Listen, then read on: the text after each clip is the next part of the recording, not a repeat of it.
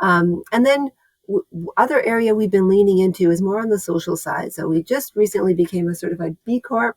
Um, and another area we've been looking at is, deep in the supply chains, the issues of forced labor and child labor that don't happen, within human scale, probably not even at our suppliers, but is really getting deep, into the material extraction, 4, 5, 6 levels deep in the supply chain is where we see the biggest issues tend to Is be. that visibility, or is the opaqueness being lifted with more and more proliferation of IoT devices, et cetera, and transparency of data and laws, et cetera? Is that becoming easier Yeah, to see laws into are the depths?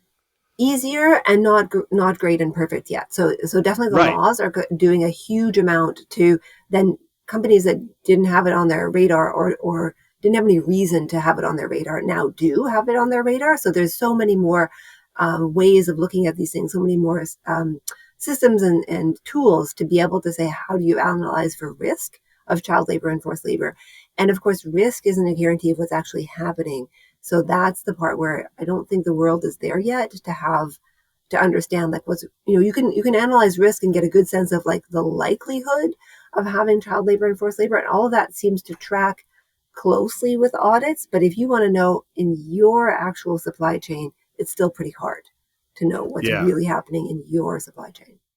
Because even going eyes on isn't always Hmm. 100% accurate either, is it? Yeah, there's always turnover. Every company has turnover. Yeah. You can't go eyes on every day. Like, yeah, how often do you audit and how thorough is it? And do they have two sets of books? And, there's Yeah, all so all you can really this. do is have a degree of reasonable audit